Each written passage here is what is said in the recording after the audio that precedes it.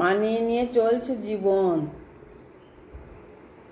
মানিয়ে নিয়ে জীবন চলছে। কিন্তু যেমন ছেঁড়া জুতোয় পাথরের পথে হাঁটা, ছেঁড়া জুতো পরে পাথরের পথে যে হাঁটা হয় না, খুব ব্যথা লাগে। কিন্তু কিন্তু তবু থামা যায় না, ব্যথা লাগলেও থামা যায় না। যা চায় আবার তাও মেলে না, আবার যা মেললে তা মেনে নিতেও হয়।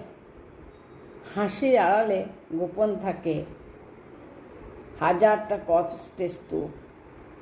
তবুও বাইরের মানুষ ভাবে সব ঠিক আছে।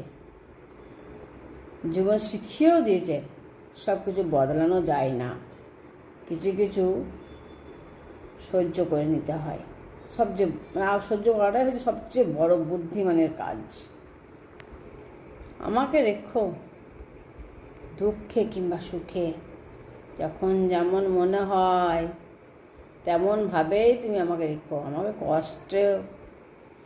আমি কষ্ট হলেও সব কিছু মেনে নেবো, শুধু তোমার দূরে চলে যাওয়াটা যেন আমার জীবনে অংশ যেন না হয়। তুমি রাগ করো, অভিমান করো, আমার থেকে নীরবভাবে শাস্তি দাও, সব সহ্য করবো যতক্ষণ তুমি আমার থাকবে। কারণ হারিয়ে যাওয়ার ভয় আমাকে কুড়ে কুড়ে খায়, যে কোনো কষ্টের চেয়েও অনেক বেশি যন্ত্রণাদায়ক। আমাকে যেন ভালো লাগে সেই রকমভাবে তুমি আমাকে রেখো। কিন্তু তোমার হাসি, তোমার ভালোবাসা আর তোমার উপস্থিতি শুধু আমার জন্যই থাকবে সারা জীবন।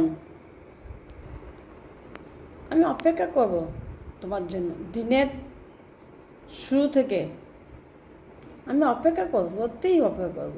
দিনের শুরু থেকে রাত শেষ অবধি শুধু তোমার ভাবনায় কেটে যায় তুমি কখন আসবে, কখন তোমার মুখের হাসি আমি দেখব।